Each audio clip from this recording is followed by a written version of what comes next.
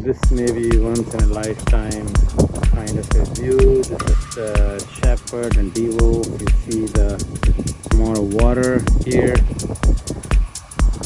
Just in September, we could not have imagined that this place will have even a single drop of water or rain.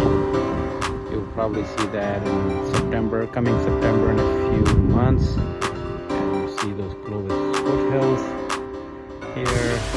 More water flowing here. Probably will not see again in a few years. And all the way back, the Sierra Mountains loaded with tons of snow.